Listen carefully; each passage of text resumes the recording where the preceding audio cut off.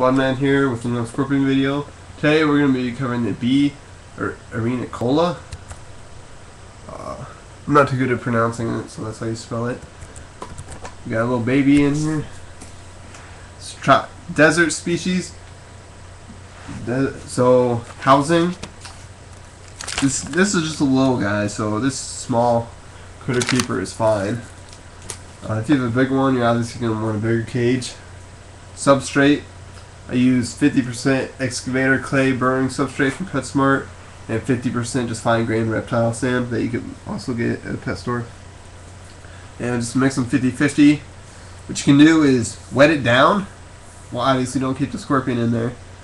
Keep them in just a separate cage. I have a couple cages for that.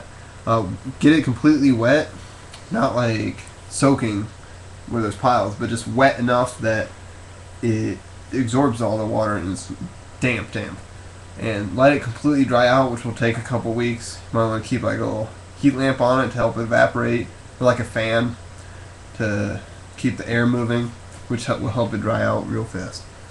And then it will hold burrows really well, because that's what the excavator clay is for.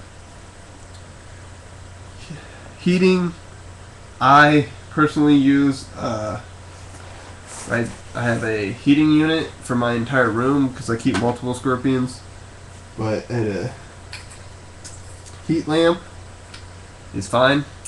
With buy the red bulb. Don't buy a black light because it'll kill your scorpions. You can use one of these. Just put it over it. Don't buy a heat pad at all, especially if you're using Critter Keeper, because this plexiglass does not transmit heat at all, and it'll just heat up the plexiglass and burn the scorp when it goes over it, or when it touches it.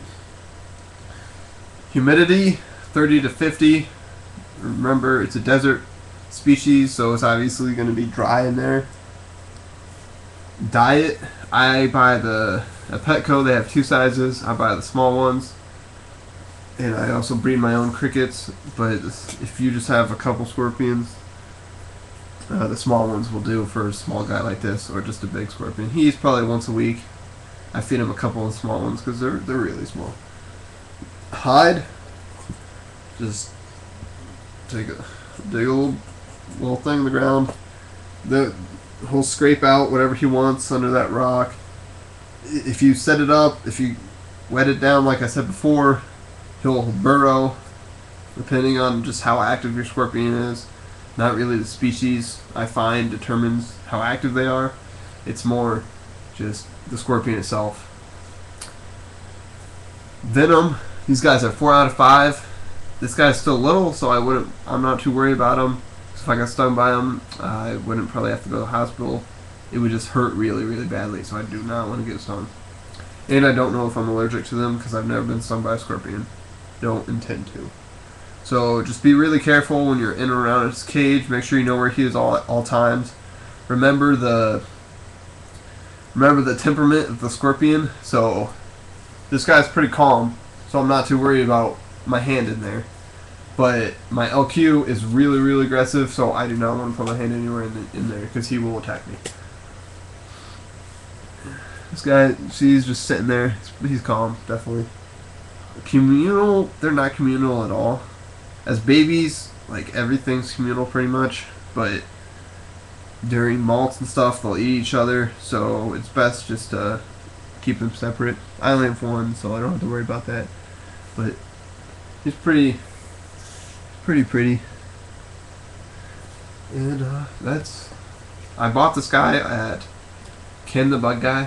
I've bought all of my scorpions that I have now from him, actually. He's a really good dealer. He's pretty good prices. Personally, I would go with an adult because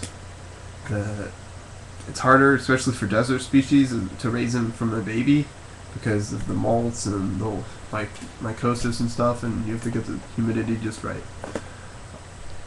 Subscribe if you like my video, and thanks for watching.